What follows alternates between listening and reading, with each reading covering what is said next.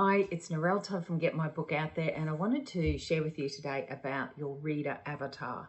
Now, you may have heard of this called different things, different terms. You could also call it your ideal reader or a reader persona.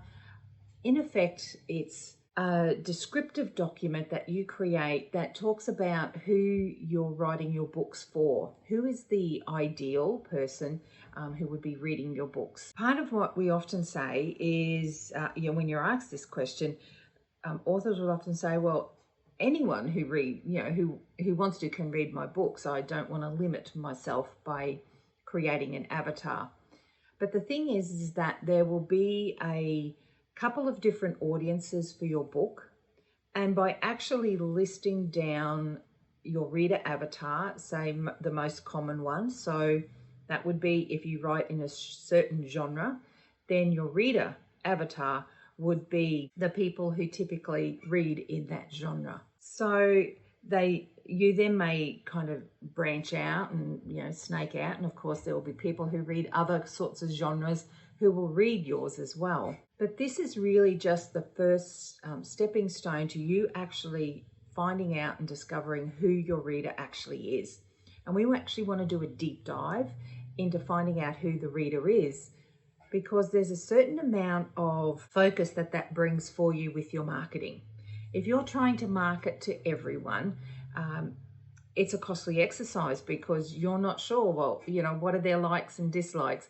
What do I put in my ads? Is this a good place to advertise, or is this a good place? Or what's my tone of my social media posts going to be? All those things come into play. And when you know what your reader avatar is, it just allows you really to narrow down and focus down on your marketing activities. So here is what I suggest you do when you look for your reader avatar. One of the exercises that I do with the authors I work with is I get them to list 100 characteristics or things or behaviors or thoughts that their reader avatar would have.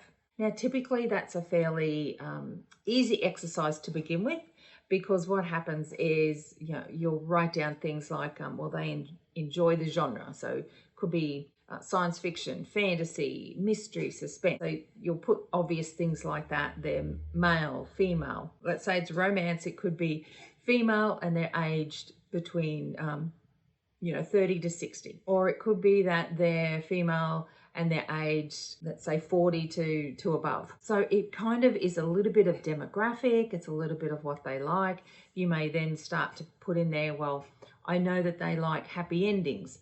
I know that they like whatever it is that you believe that your reader avatar would like. So initially it can be an easy exercise because fundamentally, who you're trying to attract. The reason I get people to do 100 is because it actually gets you to think about, well, who actually is my reader? And you may not know if you're just beginning because you don't have a lot of engagement or interaction with readers, but this exercise will just allow you to have a look and project who you think your ideal reader is. And that way you can then focus your marketing. So you get beyond the kind of generic demographics and the obvious things that you believe people like. And then you start to get into, well, do they like country music, or are they more pop, or are they more rock and roll? Would they wear denim flares, or are they more a capri type person? It's kind of even getting that kind of visual of your ideal reader that then enables you to really get your marketing nailed down. Are they a reader who enjoys a bit of fun, or is it very serious? Are they snarky? Do they enjoy a bit of that kind of humor, or are they readers who prefer for things to be a certain way and for none of that kind of humor to come through because they don't want to offend anybody potentially? You start by creating this list of 100, you start to really knit down and kind of tease open who your reader actually is. And what that does is then allow you just to create with much more ease and flow your marketing. So you then know, okay, if I want to do say a quote, I know the types of quotes that these people would be interested in. I know images, so let's say that they like to be out in nature and they enjoy walking in the woods. Then you would have those sorts of pictures you'd be sharing. So inevitably you create this really rich and diverse idea of who the person is. I would suggest you also take use a photo of your ideal reader and have that up, so whenever you're creating your marketing, you are speaking to that person. By having a photo, it actually helps you, once again, just to focus, and you're actually now creating this content for like a real person instead of just, I'll just put something together because I have to put something together. People tell me I need to do social media, but I don't know what to do. Now with your reader avatar, you know what to do. You know who you're speaking to. You've got an image of this person, both in your mind and up on your wall.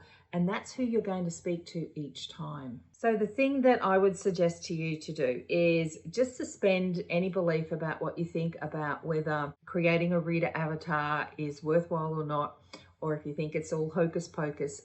I want you to suspend that belief, go through this exercise. Typically people start to struggle after they've reached 50. And if you find yourself struggling, that's okay. Come back to the activity. Take no more than a couple of days to pull this together though. Just take some time if you are struggling and then come back to it. But the key is to get the 100 in and not to be repeating yourself either. So there are going to be some flashes of inspiration that typically come after the 50 mark, because then you really are starting to nut down who your ideal reader is. So yes, the ideal reader or your reader avatar could be a little bit of, marketing wizardry that you may think, it's just something else that someone's created, thinking that this is something we should do. But honestly, the benefits from actually creating this, ones that are about giving you the focus, then allowing you to then know where do you need to market, what are the best sites to market on, what's the tone you're going to take, what kind of images do you use in your marketing, what kind of authors would you like to partner with, say for newsletter swaps or doing some kind of list building activity. So it has a very valid purpose. So if you do think that it's some kind of, wizard stuff and it's really not for you, I would say just suspend that belief, go through the exercise, and then look at your marketing through the eyes of your reader avatar. And I guarantee that you will look at your marketing in a different way, and your marketing will also start to be much more effective, much more cost effective as well, because now you're focusing on who your ideal reader is. I hope this has been helpful. Get to your reader avatar. Leave any comments below for us if you need some help. We can always help you along there. Okay, bye. Hey, thanks for joining us today. We've got way more information we want to share with you to increase your book sales. So please come and join me at facebook.com. Get my book out there.